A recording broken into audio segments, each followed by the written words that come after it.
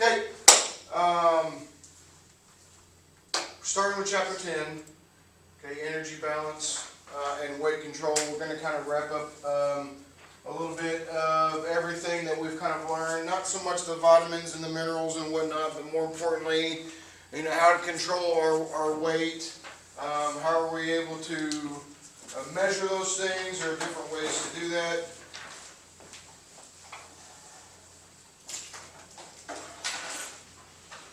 There are different ways that we can measure our weight. I have a few tools up here that we can use. Moving forward with those receipts, I'm building two things. I have an old Excel spreadsheet that I built when I was in school to help calculate macronutrients, proteins, calories, and fats, and your calorie needs based upon your physical activity. So I'm also going to build an extra sheet where you can take those receipts and plug in. I just want you to be able to verify where you're spending your money. But you can also put in your height and weight and calculate your BMI, which is a lot what these tools up here will do. We can use some of those, but we'll use that assignment with the receipts for some points. And I'm going to put it this way: if you've done well on your exams and you don't want to participate in that, I'm not going to count it against you. Okay, I know people learn differently, and sometimes testing is not the best way to offer points or solely based on points. So I'm going to do I want you to work on the journal assignments, but the rest of the receipts, I will get that done this week and send that out to all the sections that want to participate in that receipt to earn some points. And I'll give further instructions as that. It's going to be over the next 4 weeks. Okay, it'll be covering this material and using that. A journal assignment coming up. Any questions over that? Everybody clear on the journal assignment that's due at the end of April? Looks like May 5th to the 10th is our final exams.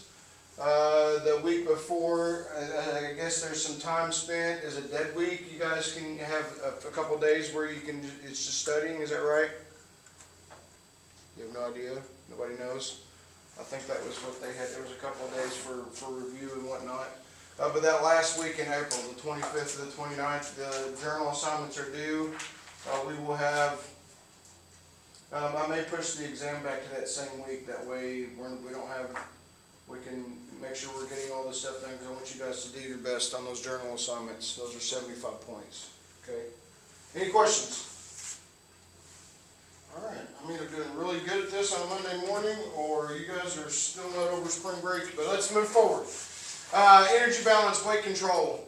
Like I said, we've talked about vitamins and minerals. We've talked a little bit about how the digestive system works, how our body processes those things. But one of the things that we've talked about a lot, not necessarily giving it any individual attention, is obesity. You think there's a problem in the United States with obesity? I got 1, 2, 3, 4, 5. Yes.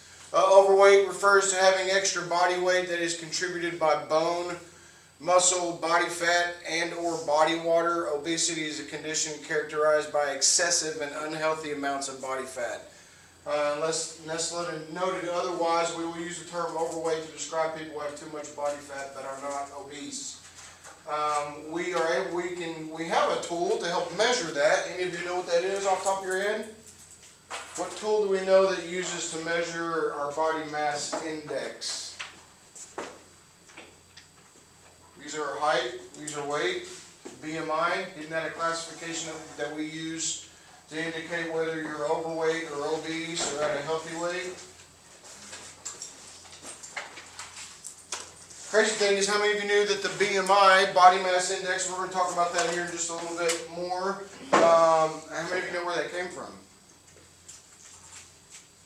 It was actually created by insurance companies, health insurance companies, in I believe it was the early 70s, maybe even before, probably even before that. But it was created by health insurance companies. They created this BMI, body mass index, based upon our height and our weight. nothing to do with age, nothing to do with physical activity, nothing to do with muscle composition, but primarily just based upon your weight and your height. They created this BMI to help identify who is at more at risk for health disparities. So are people overweight more at risk for health risks or health issues? Yeah, cardiovascular disease, diabetes, heart disease, all kidney issues. Weight has a big impact on our body and the chronic illnesses that we can face. So prevalence of overweight or obesity, there's that BMI, body mass index, okay, to determine whether a person's weight is healthy, overweight, or obese. I'm not going to say medical experts because it wasn't made by medical experts, but they do use it as a general indicator of what this individual, what kind of issues they have. It's not a diagnosis tool, but insurance has used it to determine what they were at risk of, so they could charge them higher premiums. Kind of crazy, huh? But the BMI, body mass index, a numerical value that reflects body weight adjusted for height. And this kind of gives you an idea. And the only one I really want you to know is the healthy one, 18.5 to 24.9. I mean 40 and above, we call that extremely obese or morbid obesity, and there's 3 classifications of that. But I would imagine a lot of the people in acute care are obese or overweight, obese. Some of them are extremely obese, which makes it difficult to treat. Just larger people have higher needs. The prevalency of obesity among American children and adolescents has risen sharply over the past 25 years. Approximately 18.5% of children aged 2 to 19 were obese in 2015 and 16. Remember that? For adults, I believe this tells us that 42% of Americans aged 20 years were obese in 2017-18. Remember, 42% for adults, okay, 18.5% for children. What do you think that contributes? What contributes to the obesity? Food. I mean, obviously, food. Obviously not the right kinds of food, right? Why children? Why are we at 18.5% of our children are obese? Not even they're obese. Not just overweight, they're obese. Absolutely. I think we, even as adults, when we're in school, we're a product of our environments, right? You probably act different here than you would because of the rules and regulations. So we're a product of our environments, even as adults, but children especially. We talk about 18.5% of children. If my parents don't eat at home or don't cook at home and don't prepare meals, nutritious meals at home, where are they getting their foods from? School, probably school. Actually, a lot of children rely on school lunches, especially in the summertime. But outside of that, where are they getting their foods from? Wherever mom and dad gets it. Okay. Now we think about your living situation. Is that a situation where I observed mom and dad cooking a lot in the kitchen and us eating at home, or was it always takeout? Okay, so what kind of skills does that leave you with when you move out on your own? Getting takeout. Yeah, getting takeout. So it's an evolving. I mean, it's a revolving door here. It's a merry-go-round, and nobody's getting off of it. We're just getting dizzy, spinning around in circles, and this is what happens. We have generations that forget how to cook and how to make good choices, and that's why we're here today. Healthy People 2030. The goal is to reduce adults who are obese should decline to 36%. So we've got 8 years left, It'd be interesting to see that. And decline to 15.5 from 18.5 to 15.5 for our children. Regardless of whether a person wants to maintain, lose, or gain weight, the basic principles of energy balance, the basic principles of energy balance apply. By reading this chapter, hopefully we can learn more about that. Okay, what's a healthy BMI? Anybody? 18.5 to 24.9. If you can remember 19 to 25, I will not put that as an option. If it is, I'll go back and change it. But I don't think that that's an option now. We'll make it. If you can remember 19 to 25, you should be able to get that. But 18.5 to 24.9. So the body is comprised of two major compartments: fat-free mass, which is lean tissue, and total body fat. Sometimes scientists who study body composition divide the body into four compartments: body water, bone mineral, fat-free mass, and total body fat. Body fat mass, fat-free mass is composed. Fat-free mass is composed of body water, mineral-rich tissues such as bones, teeth, protein-rich tissues, including muscles and organs. But we don't talk about total body fat. We just talk about body fat percentages. And we have some tools up here that we can help measure those things, would be the best way to say that. Because I think each one of them have, or it could be useful even if you're just comparing those things. So adipose tissue. So people who are obese often store triglycerides in their tissues. Particularly the liver and the muscles. Such fat deposits are harmful because they may interfere with normal cell function and contribute to inflammation. Inflammation, swelling, redness, high blood sugars. Adipose tissue, when food is plentiful, adipose cells remove excess fat from the bloodstream for storage when food is plentiful. Okay? As the amount of fat stored in adipose cells increases, so does the size of the cell expands and the body gains weight. The body develops more fat cells when overeating occurs in adulthood, especially in cases of extreme obesity. Once fat cells form, scientists think that the cells remain until they die or are surgically removed. That's kind of interesting. I don't know, I created something here. Obviously, I would imagine that I could work that off instead of having it surgically removed. But sometimes that is required. Okay, something that we do that. Liposuction is I don't know that surgically, but it's definitely considered a surgical procedure. When the body needs energy, adipose cells release fat for other cells to use as fuel. As each adipose cell loses some fat, it becomes smaller. Thus, when we talk about weight loss, especially if you're trying to gain muscle mass, a lot of times you will see a dip in your weight when you're doing that. But eventually what's going to happen is you'll stop losing weight and start putting on pounds, but you'll lose surface area. You'll lose inches.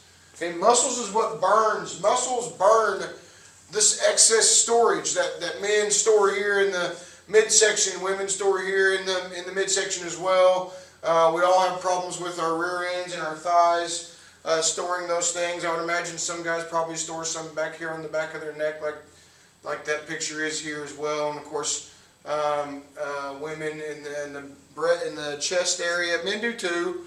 Anywhere that there's a concentration of fat, of muscle, your body will once your body starts storing that things, it's going to start here first, but then it'll triculate to other areas. Subcutaneous, remember this one, skin tissue holds skin in place over underlying tissue such as muscle. Okay, especially in our abdominal area. Subcutaneous tissue also contains adipose cells. When subcutaneous tissue has more adipose cells than other kinds of cells, it is referred to subcutaneous fat. Subcutaneous fat is unevenly distributed, as you can see. It's not in just one area. The concentrations can be a lot different. I can tell you that we use this area right here to measure body fat percent. We also measure the back of the arm and on the thigh. We measure these areas to help us get a better idea of our body's fat percent, because I think that does play a key role to what your body composition is and how healthy you are. Do I think you can be overweight and be healthy? Do I think you can be obese and healthy? Yes. Classification-wise, obesity, I fall in that category, but I'm a healthy individual. I don't follow up at the physician like I should, but I don't go to the hospital. That's any kind of indicator. That's a good one, right, Samuel? Not going to the hospital, that's pretty healthy. In addition to subcutaneous fat, the body has visceral fat also. Visceral fat also contains adipose cells. This type of fat is in the omentum, a structure that is under abdominal muscles. So this is where the visceral fat is. This is no good. Okay, I know we need, what are the functions of fat for us? We use it for energy. What were the other ones? What's that? Fat? Production of what? The organs and the body. So it protects their functions? Oh, it surrounds it and Protects. Okay, yes, it protects. exactly what I was saying. I was just making sure I was hearing you correctly. You were. Okay, we were saying the same thing. Oh, Monday. But anyway, this is a visceral fat, okay? To some point, this becomes not good, okay? I have one of these, beer belly. I don't know what you call it a beer belly because I don't drink that much beer, but essentially middle-aged spread. I like that one better, even though it's kind of, I don't know. Weight is a very touchy subject. If you're comfortable with it, I think it's easier to talk about. I still get uncomfortable with it because I don't want to step on anybody's toes, because I know this is a sensitive subject for some people. But visceral fat makes substances that cause inflammation in the body. Inflammatory factors may increase the risk of type 2 diabetes. We know that when your body is inflamed, you have higher blood sugars. Okay, it makes it harder to control. And also cardiovascular disease. Obviously, having large amounts of visceral fat probably means that you're eating more fats than you need, more foods than you need, clogging arteries, leading to those cardiovascular disease. So how do we measure body fat? Well, there's a couple ways, and I don't know what they were thinking when they did this, but we're going to talk about them. A couple ways that they did this, measuring body fat. I have one here. I was looking at it this morning. I can show this. It's a scale. I imagine you step on this barefooted because it is a body fat analyzer. And you'd put in your height and weight and whatnot, but I need to find a battery for it. It doesn't have one. But if anybody's interested in getting up in class and doing that, try that. Everybody's like, no. I have another one. This is a fat loss monitor. Let me put it over here. Looks like a game control. It really does. It really does. This one actually does work. You put in your information. Nintendo 64 controller together. Yeah, Nintendo, except for it doesn't have the X and the Y and the A and the B. But you hold this like so. Okay, and after you put in all your information, it will calculate your body weight and your body fat percent. How that works through electrical currents, I don't know if you can convince me that it's accurate. I think it's a good tool. Okay, just because there's nothing else like it except for Xbox controllers. The other one is skin fold caliber. I told you, this is like, this was before they made the sundial. Anyway, so you take, if you're interested in doing this, we can do this as well. The instructions have several different ways that you can do this. I like this one And you're supposed to take like 3 different measurements, but from back here behind on the tricep, on the thigh, there's a couple different places you can take it on the chest. Obviously that would not be fair for some of the women, but I think there's an area that you can, like above in the upper pectoral area, that you could use to measure those things. But I like those. We'll talk about the body mass index and how we calculate that. Again, it's your weight divided by your height, and I'll show you that here in a second, because I think it's important to know those things. But I also know that I understand that I don't think it's a clear picture of what your body is composed of, if that makes sense, okay? But underwater weighing, there's some matching. Underwater weighing involves comparing a person's weight on land to his or her weight when completely submerged in a tank of water, because that's completely normal. Yeah. Right? I mean, I get it, the whole science of it, displacency, buoyancy, that's what they're using.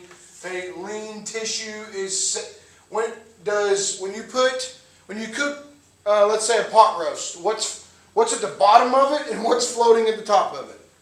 The vegetables usually float on top. Probably along with fat. Okay, oil and water don't mix, fat and water don't mix. So when they use this measurement, when they use this method right here, the underwater weighing, the lean tissue is denser than the water. Fat tissue is not as dense as water. Therefore, a person who has more body fat will weigh less when underwater than a person who has more lean tissue. Now, if I'm comparing them to someone else, that's fine. But again, I think you're moving in a right direction. Only problem is this method is not convenient, because how many of you have a pool that you can go weigh yourself in? And it's like, why? I have a pool, but I don't weigh myself in it. It is inexpensive. It's easy, inexpensive, a practical way, but it definitely not convenient. But I think there's some theory to this, some good theory to this, and this method of measuring lean mass. The only problem is, when am I going to get this done? How am I going to get this done? Where am I going to get this done? Too many questions. The dual X-ray absorptiometry involves the use of multiple low-energy X-rays scan the entire body. I don't remember there being a question about this one, but it is another method. The equipment emits a dose of radiation that is lower than used for a chest X-ray to estimate body fat content. Problem is, it's expensive and not widely available outside of a clinical setting. You'd imagine that they could just, and here's this little thing. I don't know, air displacement. The BOD pod, they call that the BOD pod. I've not seen one of these. Been to several facilities and I've not seen one yet. But the air displacement method assesses the volume of a person's body, which can be used to calculate his or her body composition. After being weighed on a very precise scale, the subject sits in the chamber of the device called a BOD pod. Okay, probably another matching. This device measures the volume of air in the chamber with the person in it, compares to the volume. Let me repeat that. This device measures the volume of air in the chamber with the person in it, and compares the value with the volume of air that was in the chamber when it was unoccupied. So much like the water weighing, underwater weighing, it's just basically using air displacement. The person's volume is the volume of air that was displaced after the subject entered the chamber. The only problem is I'm not really sure. Air displacement measures provide highly accurate estimates of body fat content, and they did not explain that. But I would like us to open up a discussion for some ideas on how they figured that out. How does air displacement measure body mass?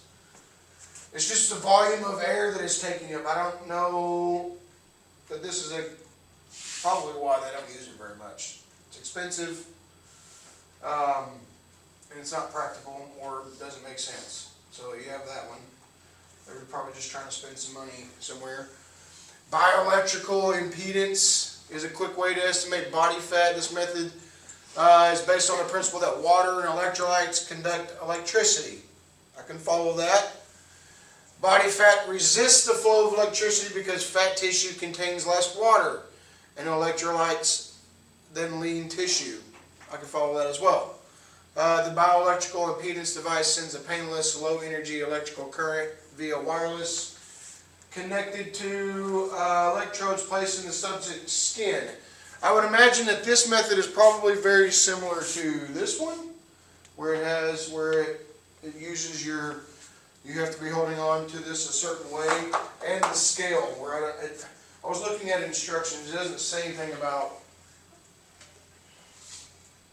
it didn't say anything about being barefooted, but it has those little metal surface area that I would imagine it probably uses some type of bioelectrical impedance for those to work like they do. So we can use those. Within a few minutes, the device converts information about the body's electrical resistance into an estimate. Okay, into an estimate of total body fat. The method can be accurate, but as long as subject's hydration status is normal. Dehydration is an overestimation of total body fat. Skin fold thickness. This is the skin fold caliper that I was showing you earlier. Make little, sorry, shadow.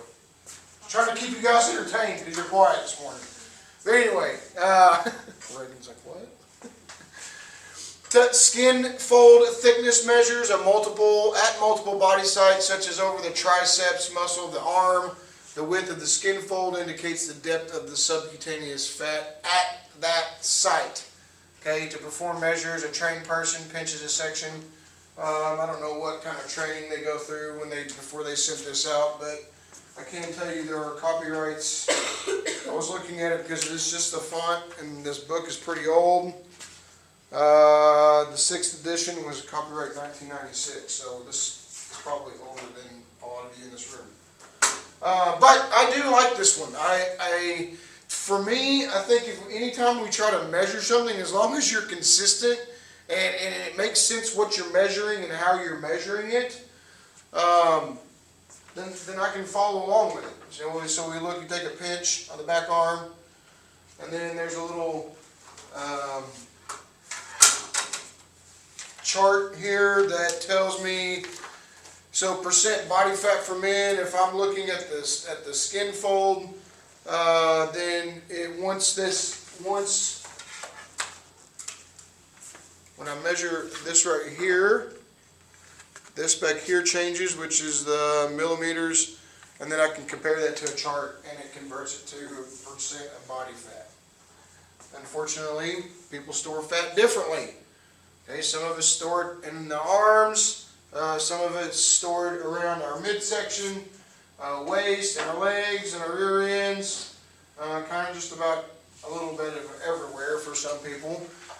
Some body fat is essential for good health. Too much adipose tissue, especially that visceral fat, which we find where?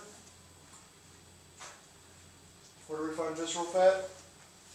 Around the organs? Yeah, okay. I know you were all thinking the same thing I was trying to say. But it can interfere with the body's ability to function normally. Percentages of body fat can be used to develop weight classifications for adults. A man is overweight when his body is 22 to 25% fat. A woman is overweight when her body is 32 to 37%. It is important to note that the average healthy young woman has more body fat than the average healthy young man because she needs the extra fat for hormonal and reproductive purposes. So it's just kind of what it is. What I want you to remember is the healthy, okay, for women and for men. Remember those healthy categories. What's a healthy BMI? 18.5, 24.9. Very good, 18.5, 24.9. When you say it out loud, you're more likely to remember it. Even if you're just saying it to yourself. But yes, 18.5, 24.9. Body fat percent for men, 13 to 21. For women, 23.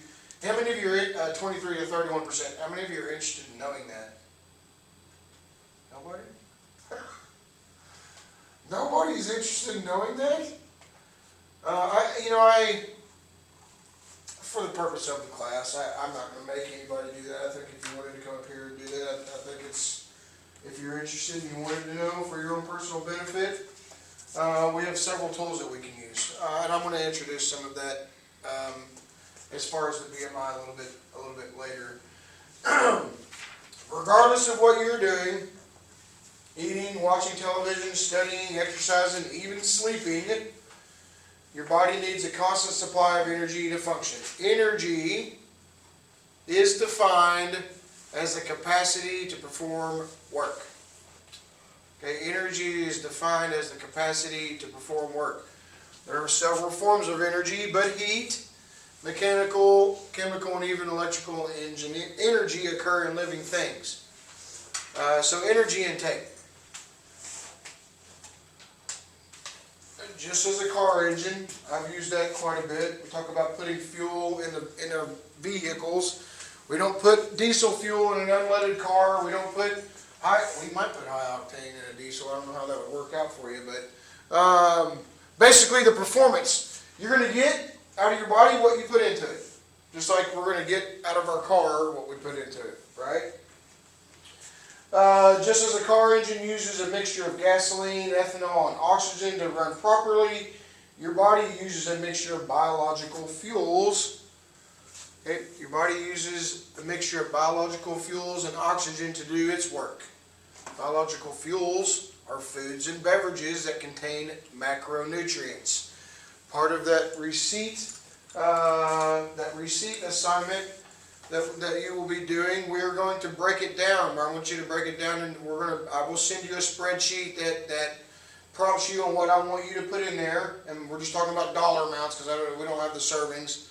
But I want you to know where you're spending your money. But foods and beverages, biological fuels, are foods and beverages that contain macronutrients, energy. Okay, where do we get the most macro energy from? Everybody fell asleep. Where do we get the most energy from? It's 9 calories per gram. Fat, 9 calories per gram, fat. That's where we get the most from. 4 coming from carbs and proteins. But a lot of the beverages, unless they're milky beverages, probably not going to have a lot of fat in it. But may have a lot of empty calories. Foods as well. Foods probably have more fats in it than the beverages for sure. For some individuals, non-nutrient alcohol also provides energy. Under normal conditions, our cells metabolize primarily glucose and fatty acids, but small amounts of amino acids are also proteins. Okay, ATP.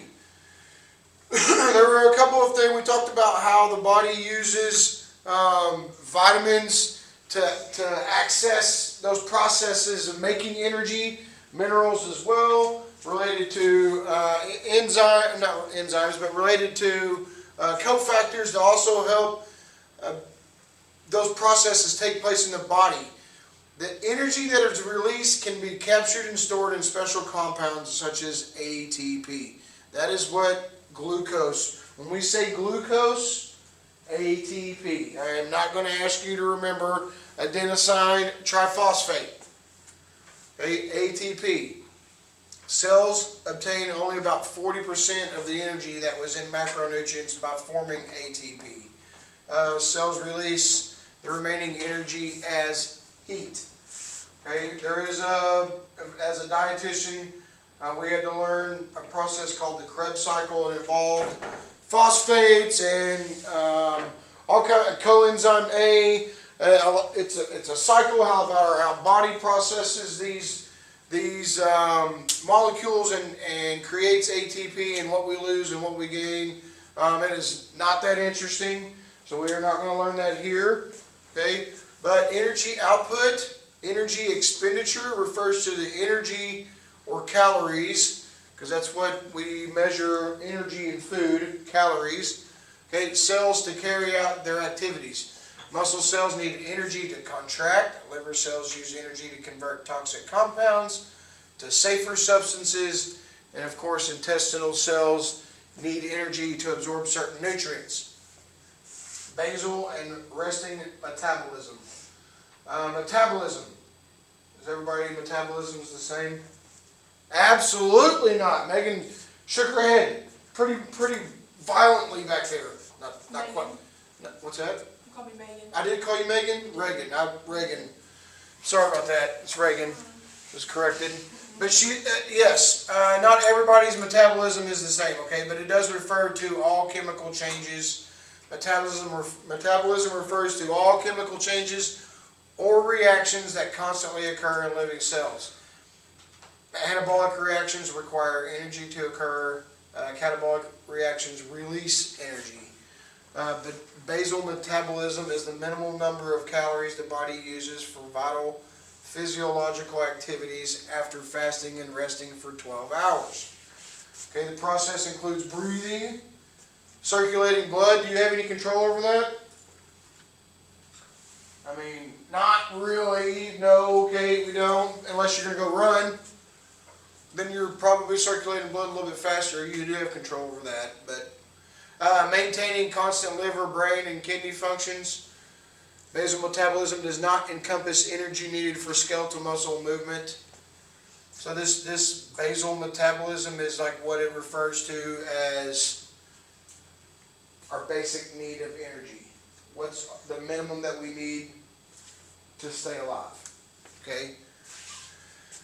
Basal metabolism does not encompass energy needed for muscular movement, digestion of food, and absorption and processing of nutrients. Basal metabolism accounts for most of the body's total energy use.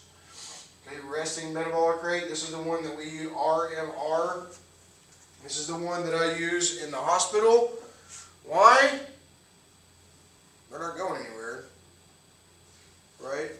Resting metabolic rate refers to the body's rate of energy use a few hours after resting and eating. Okay, it's slightly higher. A person's RMR, resting metabolic rate, is slightly higher than his or her basal metabolic rate. Although there's a difference between those, researchers often use the terms interchangeably. There are a couple of ways that we can calculate nutrient needs. Part of that receipt. I provided some formulas, and all you have to do is put in your height, weight, age, and gender, and your physical activity, and it calculates your needs for you based upon your resting metabolic, well, not really your resting because we put an activity factor in there, but we don't really use the BMR in acute settings. RMR we do. Energy, estimated energy requirements, EER, we use that one. Factors that influence the metabolic rate. I do want you to be aware of those.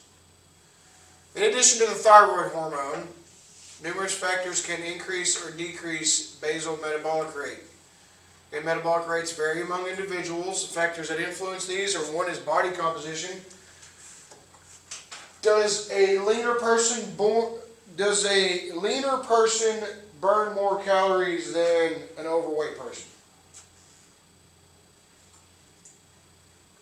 That's a good debate question. So listen to the question. Because the book says body composition, lean body mass is the major factor that influences the metabolic rate. But does a leaner person burn more calories than a person that has more body fat? Don't hurt yourself, Reagan. Anybody? I don't think we can say yes or no. Just because I'm saying leaner doesn't mean that the person that is overweight can't have more muscle mass. And if we know that muscle mass burns, well, fat doesn't burn calories at all. Okay, fat doesn't do anything but sit there and take up room and make us self-conscious, is what happens. You're laughing, but am I wrong? No. Okay. But body composition, yeah. So lean mass is the primary factor that influences. It's not saying that leaner people. It's saying that the lean body mass, my muscle composition, influences my metabolic rate. The more muscle I have, the more energy I can burn. Okay. 2, how many, before I go further, how many of you know that you cannot isolate weight loss? I can't do 150 crunches a day and expect just to lose weight in my abdominal section. Everybody clear on that? It is a total body weight loss. You cannot isolate an area with exercise. Obviously, there are surgical procedures that you can isolate those things. But body composition, gender, males generally have a higher metabolic rate than women do. Body surface area, tall, slender person who weighs 150 pounds has a higher metabolic than a shorter person who also weighs 150 pounds. Why? The body constantly loses energy in the form of heat that moves to the skin surface. So because they're taller, they have more surface area, they burn more energy. Age, basal metabolism declines as one grows older, primarily due to the loss of fat-free tissues such as muscle. After 20 years of age, a woman's BMR basal metabolic rate declines about 2%, and a man's BMR about 3% per decade. I'm in trouble. The average adult needs about 150 fewer calories per decade as she or he. Like, that's dumb. You know what that equivalent's? Like 150 fewer, daily calories still. It's a tablespoon of fat. You need one less tablespoon of fat a day. That's what that's saying. Fat cells, however, can continue to develop throughout life, especially when a person overeats consistently. Calorie intake also affects the metabolic rate. The body conserves energy use when calorie intake are very low or lacking altogether. Did you see that? Body conserves energy. What is it saying? When calorie intakes are low or lacking altogether. When I'm fasting, I'm not here to say that those fasting diets or whatever that they have out there don't work, but I'm just telling you what the body does so that you can make the best decision. Body conserves energy when calorie intakes are very low or lacking altogether. So when you are trying to starve yourself in the event to lose weight, because it's about to be warm and you want to wear less clothes, you're going to go swimming or whatever, when you're not eating, when you do eat, your body stores it. That's what I'm trying to tell you. That's what the body is doing. Okay? Do I think that some intermittent fasting can be productive? I think if you stick to it, if you use it properly, you could. I think it'd be just as easy if you just get out and do some exercise, walk. It doesn't mean you have to go run a marathon. Flora, do you run marathons? No. Okay, I don't either. That's actually been one of the things that I've wanted. Not a marathon. That's 26 miles. It's a special kind of somebody that does that. I don't want to do that. A half one, I could. I've done 5Ks. To enhance the rate of weight loss, a person who is overfat should reduce caloric intake while maintaining a normal metabolic rate. Factors that increase the basal metabolic rate: increased muscle mass, body temperature, excess thyroid hormone, aging. Kind of give you some ideas. Calculating those things. Ooh, that's a big one. I think I want to stop there. We